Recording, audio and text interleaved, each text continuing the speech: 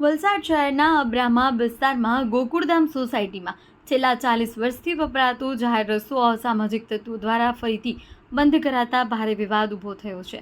મુખ્યમંત્રી તાલુકા તથા જિલ્લા સ્વાગત કાર્યક્રમોમાં વારંવાર ફરિયાદો અને કલેક્ટરશ્રીના સ્પષ્ટ આદેશ બાદ પણ પ્રશાસન રસ્તો કાયમી રીતે ખુલ્લો રાખવામાં નિષ્ફળ રહ્યું છે।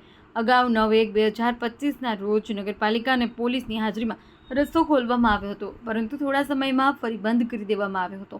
પ્રશાસનની નિષ્ક્રિયતાથી નારાજ પ્રહરી ચેરિટેબલ ટ્રસ્ટ અને આસપાસના સોસાયટીના રહીશોએ કલેક્ટર કચેરી ખાતે આવેદનપત્ર પાઠવી દિવસ 7માં કાયદેસર કાર્યવાહી કરી જાહેર રસ્તો ખુલ્લા કરવાની માંગ કરી છે। અમે લોકો સ્નેહ રમત સોસાયટી અને વીએસઆર પાર્કના રહીશો છે અને 45 વર્ષથી આ રસ્તો કાર્યરત હતો અને ગોકુળધામ સોસાયટીના માણસો અત્યારે રસ્તો દિવાળી પરથી બંધ કર્યો છે।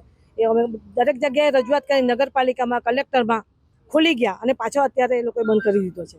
અને સમસ્યા તો એટલી મોટી છે કે તમે સ્થળ નિરીક્ષણ કરો તો ખબર પડે।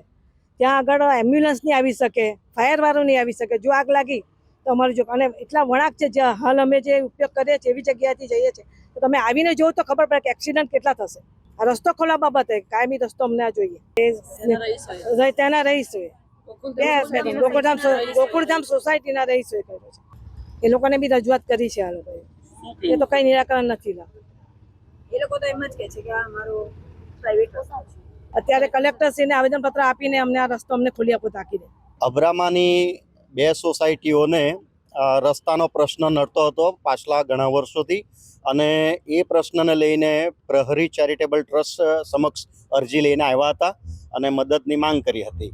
હવે એ વિષય ઉપર જ્યારે અમે એમના પેપર્સ ચેક કર્યા તો પહેલું તો આ રસ્તો 45 વર્ષથી ચાલતો આવેલો છે પેપર ઉપર, બરાબર છે। અને બીજી વાત એ છે કે આ રસ્તો જ્યારે બંધ કર્યો ત્યારે તાલુકા સ્વાગત કાર્યક્રમમાં અરજી નાખવામાં આવી। એ અરજીના અનુસંધાને પોલીસ અધિકારીને સાથે રાખીને સીઓ વલસાડે આ રસ્તો ખોલાવેલો હતો, પણ ત્યાં કેટલાક એવા ઈસમો છે, માથાભારે ઈસમો, જે લોકોને આ પસંદ નથી કે આ રસ્તા પરથી લોકો અવર જવર કરે।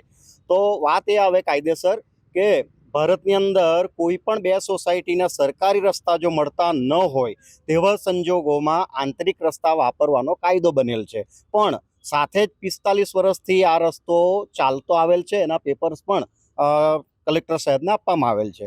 હવે જ્યારે મારી પાસે એટલે કે પ્રહરી ચેરિટેબલ ટ્રસ્ટ પાસે આ મુદ્દો આવ્યો ત્યારે અમે જિલ્લા સ્વાગત કાર્યક્રમમાં આ વાતની રજૂઆત કરી હતી।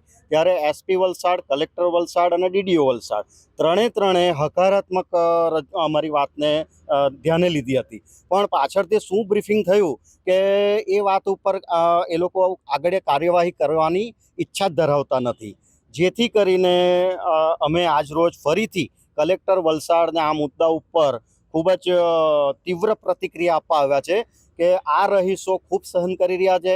આવતીકાલે જો કોઈ મોટી દુર્ઘટના બને તો ત્યાં એમ્બ્યુલન્સ જઈ શકતી નથી, ફાયર બ્રિગેડ જઈ શકતું નથી, અને જો કોઈને જાનહાનિ થઈ તો એના જવાબદાર વલસાડ પ્રશાસન રહેશે। આગામી દિવસોમાં ગાંધી ચિંધ્યા માર્ગે જ જવું પડે અને આ બધા બહેનો એ હદે કંટાળેલા છે કે કંઈ પણ અહીંયા કલેક્ટરમાં પણ બેસી જવું પડે તો અમે ઉપવાસ ઉપર બેસી જવા તૈયાર છે એમ મને જણાવ્યું છે।